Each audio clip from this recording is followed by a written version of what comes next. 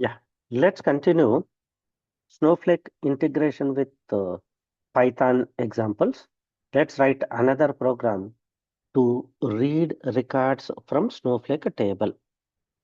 So I am writing write a Snowflake Python integration application to perform read the data from EMP table. Okay, so read Snowflake table. Let's create a Python file. So here read Snowflake table.py. Okay, let's take this previous program code. Let's copy into new program. Just change these logic setting from SQL query. Okay, let me go to here.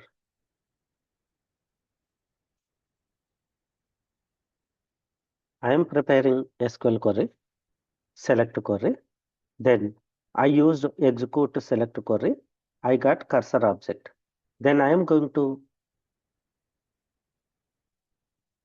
cursor dot execute. Then again it will return another cursor object. Then fetch the records using fetch all function. Then using for loop, read row by row and display the row. Okay, let's take this one. Query. Okay, let me write this program here. Okay, let me first run the program.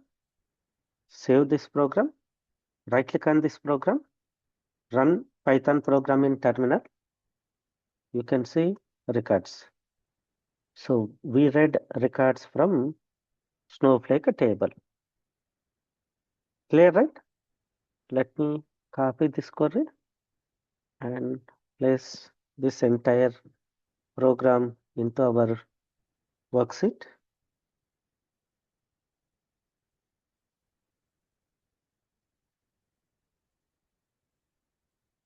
So this one team, instead of reading complete rows, use this reading approach for reading more readable format.